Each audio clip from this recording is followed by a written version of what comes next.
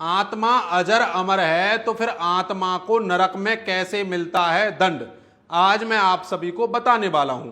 क्योंकि बहुत सारे लोग बोलते हैं जब आत्मा अजर अमर है तो उसे दंड कैसे मिल सकता है, क्योंकि हमारी श्रीमद् भागवत गीता भी कहती है नैनम छिदंती शस्त्राणी नैनम दहति पावका ना चेनम किले दयंतापो ना शोषयति मारुतः। ना तो जो है आत्मा को शस्त्र काट सकता है, ना ही अग्नि जला सकती है, ना जल गीला कर सकता है और ना ही हवा सुखा सकती है, तो फिर आत्मा को नरक में दंड कैसे मिल सकता है। तो आज मैं आप सभी को बताने वाला हूं। क्योंकि बहुत से लोग कहते हैं या तो फिर जो है हमारी श्रीमद् भागवत गीता झूठ बोल रही है या फिर हमारा गरुड़ पुराण झूठ बोल रहा है। तो मैं उन लोगों को बता देता हूं, ना तो हमारी श्रीमद् भागवत गीता झूठ बोल रही है और ना ही गरुड़ पुराण झूठ बोल रहा है। तो आइए मैं आपको बताता हूं कि कैसे मिलता है दंड। दंड को समझने से पहले आपको समझना पड़ेगा शरीर के बारे में। हमारे शरीर कितने प्रकार के होते हैं, योनियां तो जो है हमारी 84 लाख होती हैं, लेकिन शरीर होता है कितने प्रकार का, 3 प्रकार का। कितने प्रकार का, 3 प्रकार का। सबसे पहला जो शरीर होता है वह होता है स्थूल शरीर। अब ये क्या होता है स्थूल शरीर, ये भी मैं आपको बता देता हूं। स्थूल शरीर होता है जिसे आप प्रतिदिन आईने में देखते हैं। जैसे ये शरीर है, ये 5 कर्मेंद्रियां होती हैं इसके अंदर। कितनी, 5। जैसे कि नाक से आप क्या करते हैं, सूंघते हैं। कान से आप क्या करते हैं, सुनते हैं। आंख से क्या करते हैं, आप देखते हैं। जीभ से क्या करते हैं, आप स्वाद चखते हैं। और जो हमारी शरीर है, जो अपनी त्वचा है, इसे आप टच करके देख सकते हैं। इसे बोलते हैं स्थूल शरीर। स्थूल शरीर जो है बाहरी क्रियाओं को करता है। अब आता है दूसरा। दूसरा आपका हो गया सूक्ष्म शरीर। सूक्ष्म मतलब छोटा शरीर। इसके अंदर भी जो है एक और शरीर है, सूक्ष्म शरीर। अब कहेंगे आप कैसे।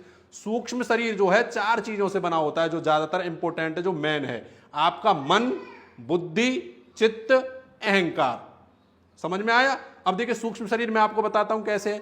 आपने देखा होगा जब आप रात्रि में सो जाते हैं, सारे दरवाजे बंद कर देते हैं और सोने के बाद आपको जो है सपने आते हैं, और उन सपने में आप या तो हरिद्वार भी चले जाएं, ऋषिकेश भी चले जाएं, कहीं भी जा सकते हैं, लेकिन आपका जो स्थूल शरीर है वह वहीं खाट पर या फिर आपके बेड पर पड़ा रहता है। सूक्ष्म शरीर कहते हैं जो स्थूल शरीर जो है बाहरी क्रियाओं को करता है, और सूक्ष्म शरीर करता है आपका चिंतन। जो आप क्रियाएं करने वाले हैं उनका चिंतन करता है, उसे कहते हैं सूक्ष्म शरीर। बुद्धि के द्वारा क्या करते हैं आप, चिंतन करते हैं। मन के द्वारा क्या करते हैं आप, चिंतन करते हैं। अब तीसरा आपका हो गया